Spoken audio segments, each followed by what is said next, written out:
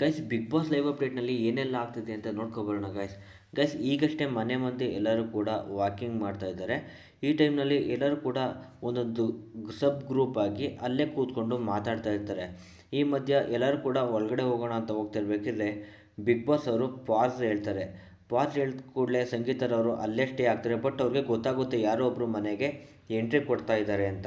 Next ನಮಗೆ ಲೈವ್ನಲ್ಲಿ ತೋರಿಸೋದು ತುಕಾಲಿ ಅವರ ಮಿಸ್ಸಸ್ ಬಂದಿದ್ದಾರೆ. ಗೈಸ್ ನಿಮಗೆ ಗೊತ್ತಿರ್ಬೋದು, ತುಕಾಲಿ ಅವರ ಮಿಸ್ಸಸ್ ಒಂದು ಇಂಟರ್ವ್ಯೂಲಿ ಹೇಳಿದರು, ನನಗೇನಾದರೂ ಕೂಡ ಬಿಗ್ ಬಾಸ್ ಒಳಗಡೆ ನನ್ನ ಗಂಡನ ಮೀಟ್ ಮಾಡೋಕ್ಕೆ ಚಾನ್ಸ್ ಸಿಕ್ಕಿದ್ರೆ ಅವ್ರಿಗೆ ಕೋಲ್ ತಗೊಂಡು ನಾನು ಹೊಡಿತೀನಿ.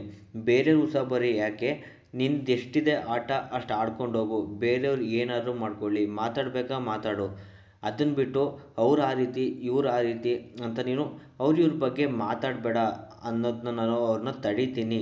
ನನ್ನ ಒಳಗಡೆ ಕಳಿಸಿದ್ರೆ ಒಂದು ಕೋಲ್ ತಗೊಂಡೋಗಿ ಹೊಡಿತೀನಿ ಅಂತ ಹೇಳಿದರು. ಸೊ ಅದರಿಂದ ಬಿಗ್ ಬಾಸ್ ಅವರು ಮುಂಚೆನೇ ಅವ್ರಿಗೊಂದು ಸ್ಟಿಕ್ನ ಕೊಟ್ಟಿದ್ದಾರೆ.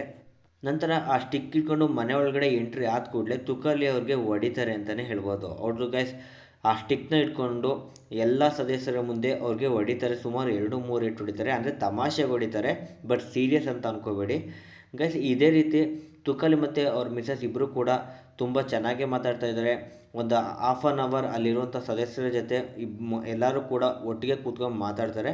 ನಂತರ ಈ ತುಕಾಲಿ ಮತ್ತು ಅವರ ಮಿಸ್ಸಸ್ ಇಬ್ಬರು ಕೂಡ ಎದ್ದೋಗಿ ಮೇಲ್ಗಡೆ ಇರುವಂತಹ ಗಾರ್ಡನ್ ಏರಿಯಾದಲ್ಲಿ ಬಾಲ್ಕನಿಯಲ್ಲಿ ಕೂತ್ಕೊಂಡು ಮಾತಾಡ್ತಾ ಇದ್ದಾರೆ. ಅಂದರೆ ಪ್ರೈವಸಿ ಮಾತಾಡ್ತಾ ಇದ್ದಾರೆ. ಪಾಪ ಸುಮಾರು ದಿನ ಆದಮೇಲೆ ಸಿಕ್ಕಿದ್ದಾರೆ, ಅದರಿಂದ ತುಂಬ ತಮಾಷೆಯಾಗಿ ತುಂಬ ನಾಟಿಯಾಗೆ ಮಾತಾಡ್ತಾ ಇದ್ದಾರೆ ಅಂತಲೇ ಹೇಳ್ಬೋದು ಗೈಸ್.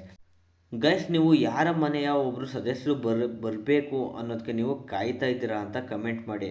ಎಕ್ಸಾಂಪಲ್ ಪ್ರತಾಪ್ ಅವರ ಮನೆಯವ್ರು ಬರಬೇಕು, ವಿನಯ್, ಸಂಗೀತ, ಕಾರ್ತಿಕ್, ಯಾರ ಮನೆಯವ್ರಿಗೋಸ್ಕರ ನೀವು ಕಾಯ್ತಾ ಇದ್ದೀರಾ ಅಂತ ಕಮೆಂಟ್ ಸೆಕ್ಷನ್ ಕಮೆಂಟ್ ಮಾಡಿ ಗೈಸ್, ನೋಡೋಣ.